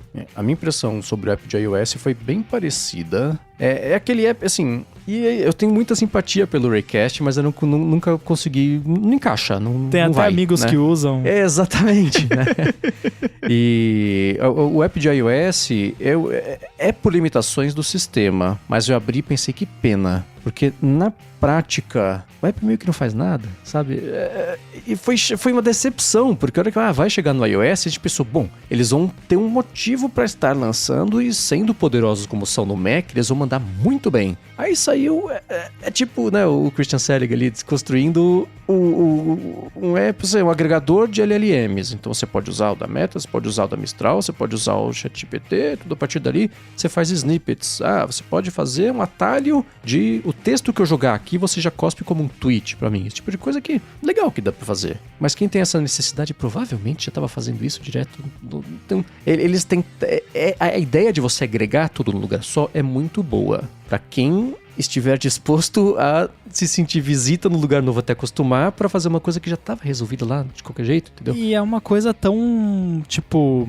É muito óbvio, assim, e é o que sempre acontece, assim... Surgiu uma categoria nova de coisa que tem várias coisas. Aí todo mundo começa a lançar agregador desse monte de coisas dentro dessa categoria. Você pode ver isso em N coisas, e eu vi muito isso com rede social, por exemplo, principalmente microblog, que é o motivo de eu, com muita pena também, não acreditar no sucesso daquele projeto lá, Tapestry, né? Uhum. Que é da Icon Factory, né? Sim. Que vai ser lá um agregador que você usa todas as redes sociais no mesmo app e tal. E acho que até já saiu um beta, eu instalei, eu achei o design meio esquisito, não é pra mim. Mas assim, tomara que dê certo, mas assim, quando eu vejo um agregador de coisas, eu já fico meio assim. E com essa questão da IA, pra mim, é pior ainda, porque pensa, você é um app que usa a API da OpenAI, do Claude, whatever, pra falar com a LLM. Por que o usuário vai pagar pra você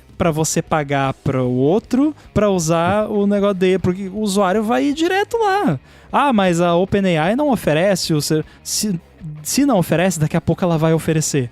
Porque ela vai olhar pra você, esse cara aqui tá ganhando dinheiro usando o meu negócio, então eu vou vender esse mesmo negócio direto pro usuário e vou pegar esse dinheiro pra mim, em vez de pegar só uma parte correspondente ao uso da API. Isso é óbvio, eu não sei como é que tem investidor que investe nisso. É burro. Só pode ser. Então, esses agregadores todos de IA podem ser mó legais e divertidos e bacanas, mas eu tenho pra mim que eles todos vão morrer mais cedo ou mais tarde, porque a conta não fecha, assim, não faz sentido você ter um middleman para um negócio que você tem condições de ir lá direto, né? Tipo, pegar um exemplo de qualquer produto. Ah, tem esse biscoito aqui que no supermercado, ou bolacha, tanto faz, que no supermercado custa R$10, a fábrica fica ali do lado e na fábrica é 5. Você vai ali na fábrica e compra na fábrica que é 5. Não compra no terceirizado, né? Então, sei lá, não vai demorar muito para esses agregadores todos, ou vai aumentar muito o preço e aí o pessoal vai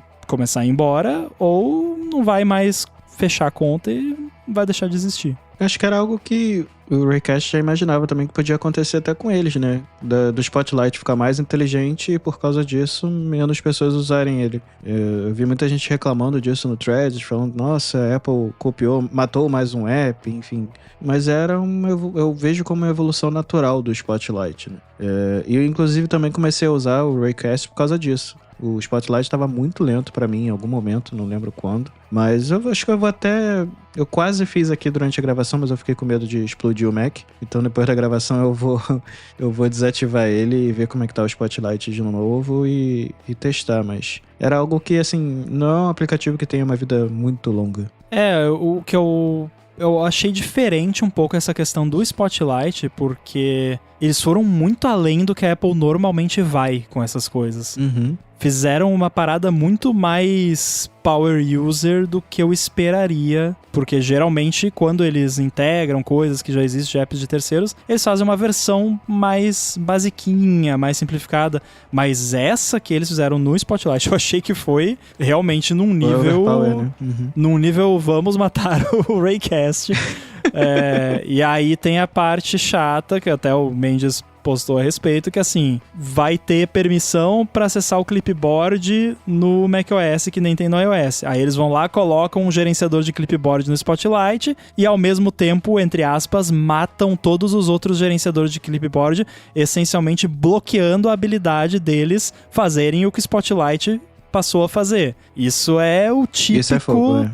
Que é, né, aquele negócio que o Facebook usou esse mesmo argumento pro negócio do tracking lá, que no caso ali eu ainda continuo do lado da Apple porque é tracking, mas assim, não deixa de ter um mérito que a Apple vai lá, impede os outros de fazerem um negócio e aí passa a, entre aspas, vender, porque nesse caso é de graça, né? Mas enfim, vender a solução dela. Aí eu acho sacanagem, porque realmente esse lance do macOS exigir permissão para os apps poderem ler o clipboard e não tem nenhum jeito do app pedir a permissão para você falar, tudo bem, pode acessar. Não, é toda vez que ele vai acessar, se você quiser permitir sempre, você tem que ir lá nos ajustes, manualmente, como faziam os antigos maias, e habilitar lá o ajuste. Então, isso eu achei sacanagem. Mas, enfim, não tira o fato que o Spotlight no macOS 26 tá maneiro, e por enquanto, nos meus usos aqui eu gostei.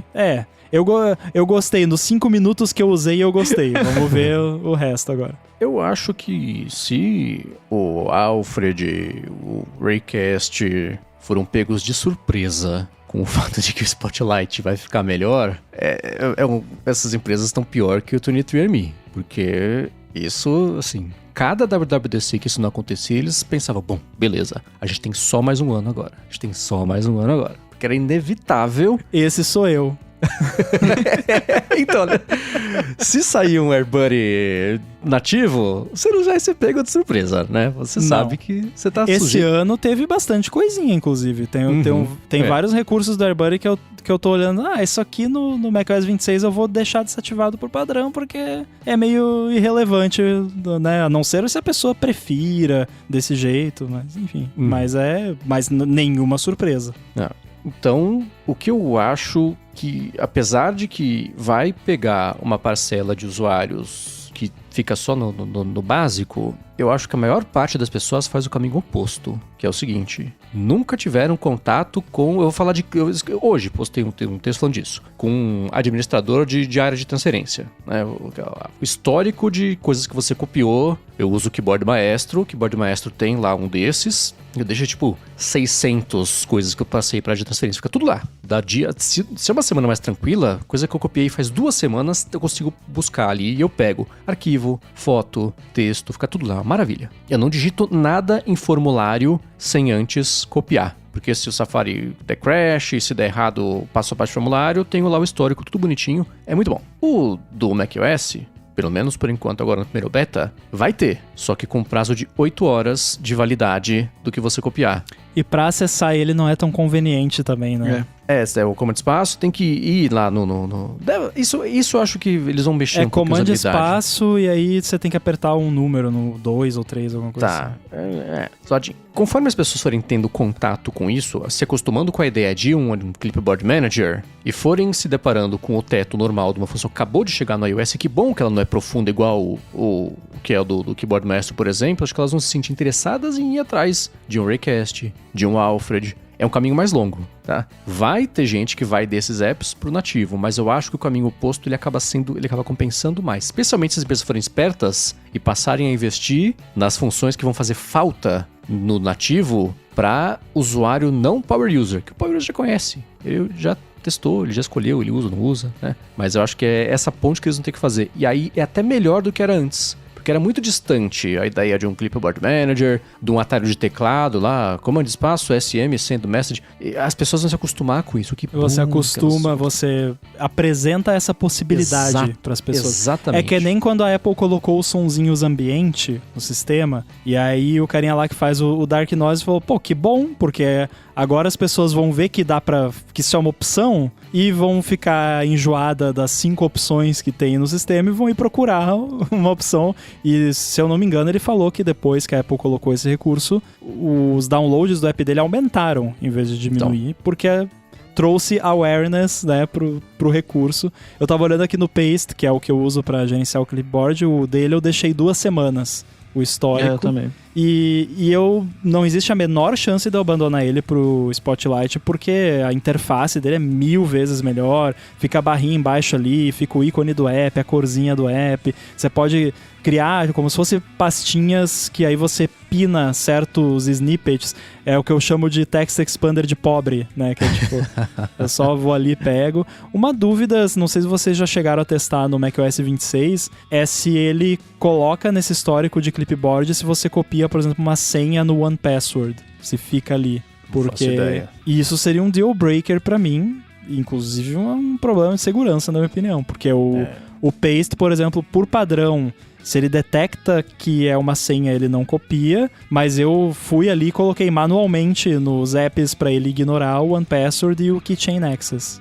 No macOS eu não sei, porque eu tô há poucos dias de instalar esse beta. Tá acabando a minha força de vontade. Mas do Keyboard Maestro é assim, você copia uma coisa que ele acha que é uma senha, na hora que você abre a lista de coisas copiadas do histórico, tá com umas bolotinhas ali, ao invés de ser uma senha. E você também pode, se você quiser, falar, ignora esse app que eu copiei daqui, você não registra. Eu uso o Paste também, mesma coisa que o Rumble, acho que eu tenho 2 semanas. Eu tava dando uma olhada aqui, mas eu não achei, mas acho que eram 2 semanas. Tem algumas pastinhas ali organizando o meu copy-paste. Será que é possível isso?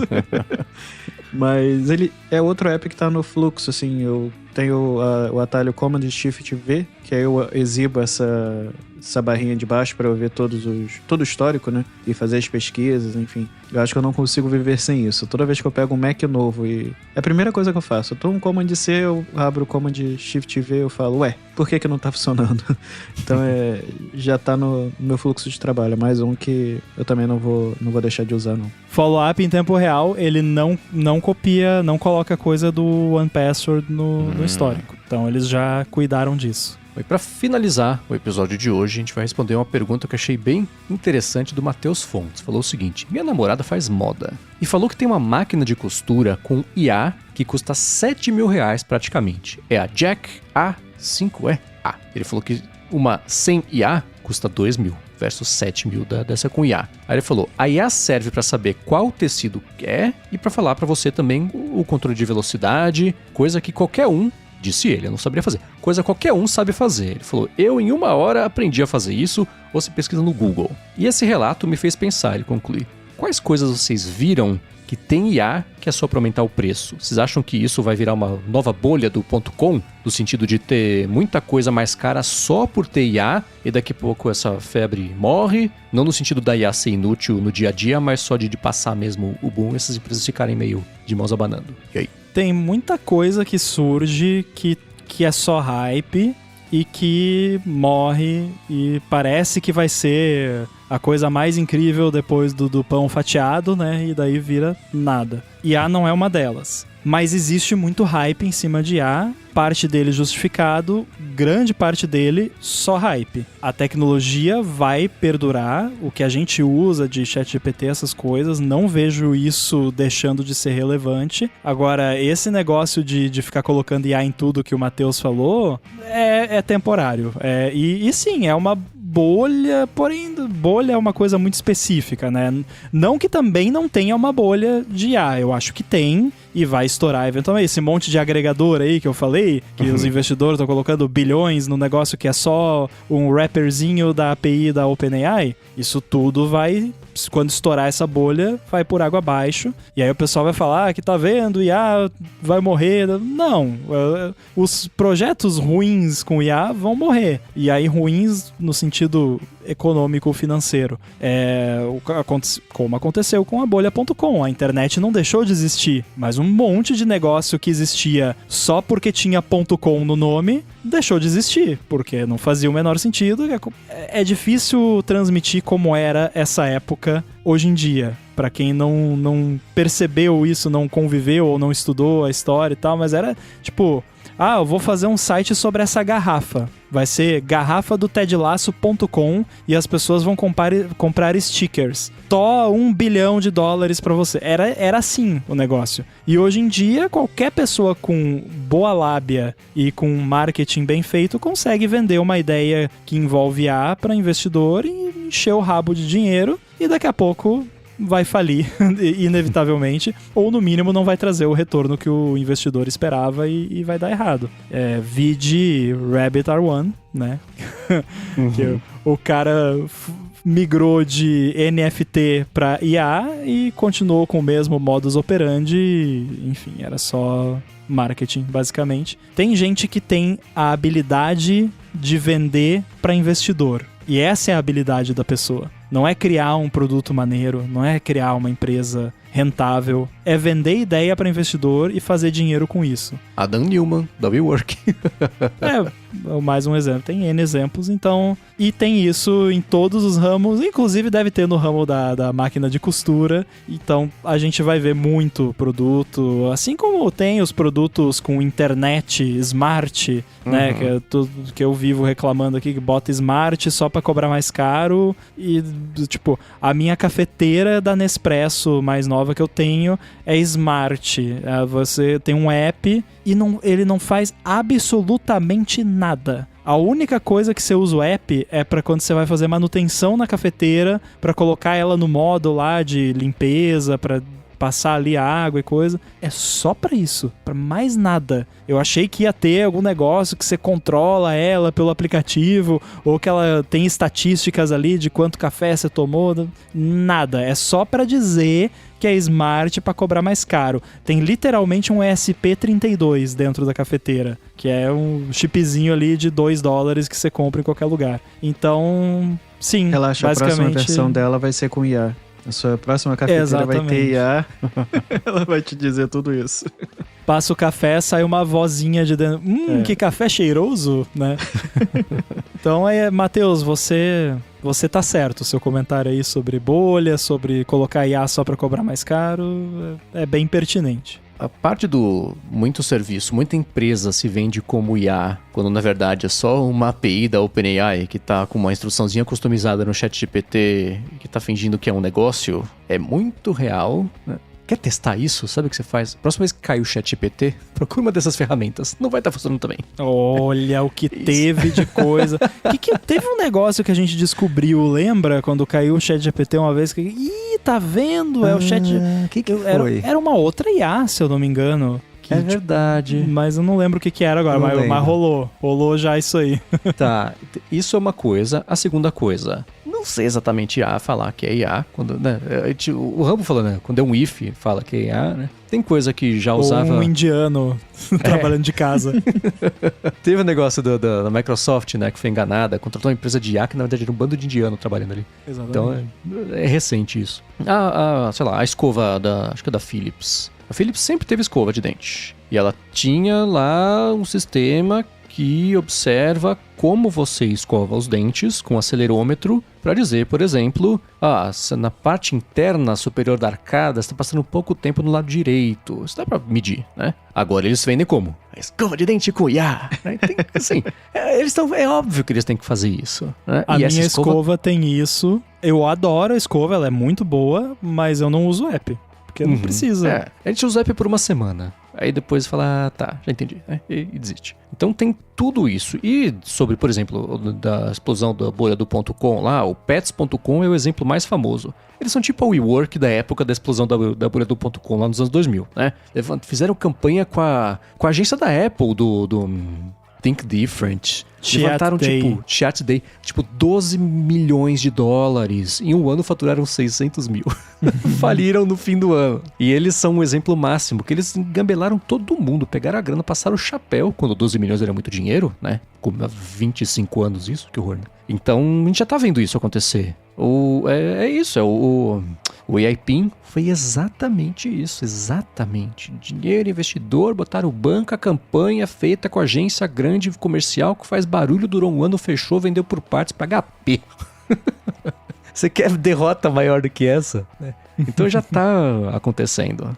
Mas sim, agora vai ter para sempre coisa que vai falar que tem IA para comprar mais caro. Mesmo quando as pessoas sacarem, que é só, já sacaram, que é para tirar dinheiro, vai ter, porque você quer saber? Vende. Vai vender. Então, tá todo mundo de novo, né, fazendo o próprio trabalho que tem que fazer. Mas você tá certo. E tecnologia vive dessas ondas, né? Entrou na onda do NFT. Eu vou criar minha empresa com NFTX aqui, YZ, e eu vou arrecadar $1 bilhão, todo mundo vai querer e não rende nada. Quantas empresas de NFT a gente viu acabando do dia pra noite? Isso eu acho que não... Eu achei que ia acabar em algum momento, mas ainda não acabou. A gente tá vendo de novo com IA, empresas surgindo do nada e arrecadando $bilhões e morrendo do nada. Mas é a tendência de tecnologia, infelizmente, né? Tem muita gente que promove uma espécie de teoria da conspiração, de que não é uma grande coincidência todo mundo ter passado a falar sobre IA logo que cripto começou a falir. Uma coisa não está exatamente associada à outra. A diferença é que o quê? Um investimento deu certo, Microsoft com OpenAI, e aí, de novo, todo mundo fazendo o próprio trabalho. É óbvio que aumentar o interesse por este mercado, né? Tanto que depois cripto voltou com o lance todo do governo novo e uma coisa não exclui a outra, né? Mas fica com aquele cheirinho de essa é a nova nada, né? Cripto, NFT, depois voltou para cripto e IA foi isso, né? Tecnologia é isso, né? A impressão que eu tenho é exatamente essa, assim. É só ver o cara da WeWork. Ele sabe viver muito bem isso. Cara, ele tá com uma empresa nova de imobiliária tecnológica, pelo amor de Deus, como é que dá um dinheiro pra esse cara, né? O marido da mulher da Theranos também tá com uma empresa pegando investimento, empresa que vai fazer exame de sangue. Cara, isso é honestamente uma coisa que tira a minha fé na humanidade, assim. E eu vejo isso acontecendo direto. Uhum. A pessoa é claramente um golpista, é pego sendo golpista, às vezes vai preso, fica preso, depois que sai, continua sendo golpista, as pessoas vão lá e dão dinheiro na mão da... Cara, esse povo só pode ter alguma tara por ser roubado, só pode ser. A pessoa fica alegre quando sabe que nunca mais vai ver a cor daquele dinheiro. Só pode ser isso, porque agora tem uma astronauta brasileira, né? Não sei se o pessoal viu. Daqui a pouco tá dando curso, palestra, abre um canal de curso e começa a vender curso. Assim, é incrível. O pessoal dá palco pra golpista e a pessoa é desmascarada como golpista, sem a menor sombra de dúvida, e daqui a pouco tá de volta aí, todo mundo sabe quem é, todo mundo lembra o que aconteceu, e tem gente que dá dinheiro pra pessoa. É bizarro, eu não entendo. E ó, antes da gente finalizar, um follow-up em tempo real aqui, o Matheus falou o seguinte, follow-up aqui, uma amiga da minha namorada comprou essa máquina, falou que essa amiga se irritou com a voz da máquina e desativou a IA. Aí eu tô pensando, então o que você faria R$5.000 a mais. Ah, é, né? Que legal, como desliga. Exatamente. Mas quer saber? Se for uma máquina, eu tô começando a carreira como costureiro, eu não sei se é isso, tá? Mas se tiver uma máquina de costurar que me ajude a acelerar, eu entender como é que é a velocidade, a profundidade da agulhada no jeans, não sei se vale de R$2.000 para R$7.000. Ou pra gritar, tira o dedo. Ótimo. Pode ser também. Mas eu aposto que esse tira o dedo seria só um if, não seria IA. Mais provável, porque senão a IA tá a temperatura ali, joga o dado. Não, dessa vez eu não vou falar, tira o dedo. Exato. Vamos ver o que acontece. Ou o código só pra ver ai! Aí fala, pegou, né? Muito bem, para achar os links de tudo que a gente comentou ao longo do episódio, vai em gigahertz.fm/ADT/435 ou também dá mais piada nas notas aqui do episódio no seu player de podcasts. Obrigado a vocês que deixam reviews, avaliações, que recomendam o ADT, ao Eduardo Garcia pela edição de mais esse episódio, a quem vai em gigahertz.fm/apoio e dentre as muitas coisas que são, é só essa na verdade, tá? Tem como benefício a edição sem edição. A gente acabou de gravar o episódio, já sai num feed exclusivo, cada pessoa que assina tem um link especial só para essa pessoa, para receber a gravação completa, sem cortes, com tropeços, com coisas que não entram. Só pra você ter uma ideia, a gravação... A gente tira os silêncios, tá? Pra não ficar muito tempo de silêncio, mas tá com 2h40 já de gravação. Nesse episódio ficou com o quê? Quase 2 horas? Então tem muita coisa bacana pra vocês. Obrigado pra quem tá por lá. E obrigado a vocês, Rambo e Arthur de Vigir, pela copresentação de mais um ADT. Eu agradeço novamente pelo convite. Se quiser falar comigo é só procurar no Instagram ou no Threads, no @Arthur_Givigir. E de segunda a sexta no Bom Dia Tech e às sextas-feiras na Era do Pixel. Muito bem, eu tô lá no mastodon.social, @inside, e também apresento aqui na Gigahertz o Olá Mundo. Valeu. Boa, pra falar comigo, MVC Mendes no Instagram e também no Threads. Apresento por aqui o Área de Trabalho e a Fonte. Pra Alura, apresento o IA Sob Controle. E vocês me encontram lá no Night 5 Mac. Obrigado mais uma vez pela audiência de vocês. Tudo dito e posto, a gente volta na semana que vem. Valeu. Até.